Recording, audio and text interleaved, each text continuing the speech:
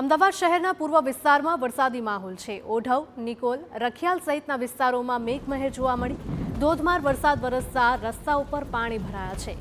તો અમદાવાદને પાણી ભરાવાની સમસ્યાથી હજુ પણ રાહત નથી મળી, કારણ કે જ્યારે વરસાદ પડે છે ત્યારે અનેક નીચાણવાળા રસ્તા અને અનેક એવા વિસ્તારો છે કે જ્યાં દર વર્ષે પાણી ભરાવાની સમસ્યા છે।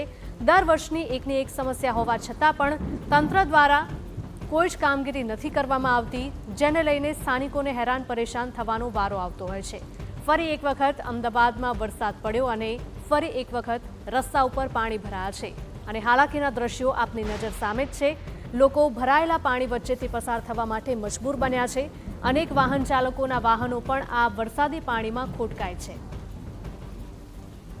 તો ઓઢવ, નિકોલ અને રખિયાલ સહિતના વિસ્તારોમાં ભારે વરસાદ થયો છે।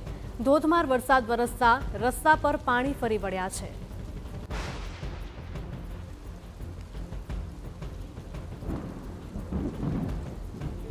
ધોધમાર વરસાદ છે તે શરૂ થયો છે। ખાસ કરીને પૂર્વ વિસ્તારની વાત કરીએ તો ઓઢવ, નિકોલ અને એસપી રિંગ રોડના અલગ અલગ વિસ્તારો છે કે ત્યાં છેલ્લા થોડી વારમાં વરસાદ છે તે ધોધમાર વરસી રહ્યો છે। દ્રશ્યો આપ જોઈ શકો છો, સોઢાલાલની ચાલીનો આ વિસ્તાર છે ને ત્યાં મુખ્ય રસ્તાઓ પર પાણી ભરાવાની પરિસ્થિતિ છે તે સર્જાય છે ને તેને કારણે અમુક જગ્યાઓ પર ટ્રાફિક જામની પરિસ્થિતિ પર સર્જાણી છે। જે રીતે દ્રશ્યોમાં દેખાય છે કે મુખ્ય રસ્તા અને અંદરની સોસાયટીઓમાં જે અવર જવર કરવાનો રસ્તો છે, બંને તરફ પાણી ભરાતા થોડીવાર માટે ટ્રાફિક જામ થયા હતા અને અંદર જે સોસાયટીમાં અવર જવર કરતા લોકો છે તેને પણ મુશ્કેલીનો સામનો પડી રહી છે। જે રીતના હજી પણ 2 થી 3 દિવસ હવામાન વિભાગ દ્વારા વરસાદની આગાહી કરવામાં આવી છે, ત્યારે અત્યારે થોડા જ વરસાદની અંદર પૂર્વ વિસ્તારમાં અલગ અલગ જગ્યાઓ પર પાણી ભરાવાની શરૂઆત છે તે થઈ ચૂકી છે। કેમેરા પર્સન અરવિંદ સોલંકી સાથે હરીન માત્રાવાડિયા, TV9 અમદાવાદ।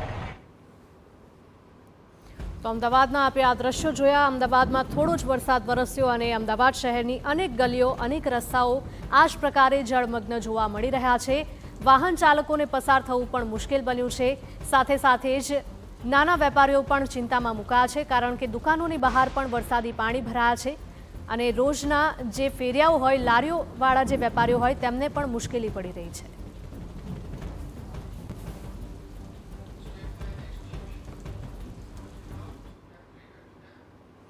નવસારીની વાત કરીએ, મનપા કચેરી પાસે જ વોટર લોગિંગની સમસ્યા ઊભી થઈ છે। શાકભાજી માર્કેટમાં પાણીનો નિકાલ ન થતાં વેપારીઓમાં ભારોભાર રોષ જોવા મળ્યો છે। શાકભાજી માર્કેટમાં આવતા શહેરીજનો પણ મુશ્કેલીમાં મુકાયા છે। મનપા કર્મીઓ દ્વારા પાણીનો નિકાલ કરવા કામગીરી શરૂ કરવામાં આવી। વોટર લોગિંગની સમસ્યાના કાયમી સમાધાન કરવાની વેપારીઓની માંગ છે। નિકાલની વાત છે કે તમે નિકાલ કરો વસ્તુનો, તો પછી આગળ આ બધું બંધ કરો, કેમ કે આ બંધ થઈ ગયું એટલે પાણીનો રસ્તો જ બંધ થઈ ગયો। કેટલા ટાઈમથી પાણી ભરાય? પાણી ભરાતું છે એ તો હવે દર વર્ષની સમસ્યા છે, પણ હવે આવું બધું ડેવલપ થાય તો મને ખુશી છે। પાણી ભરાય કઈ વાંધો નહીં, કે 1-2 કલાક પણ નિવારણ આવે તો અમને કઈ વાંધો નથી।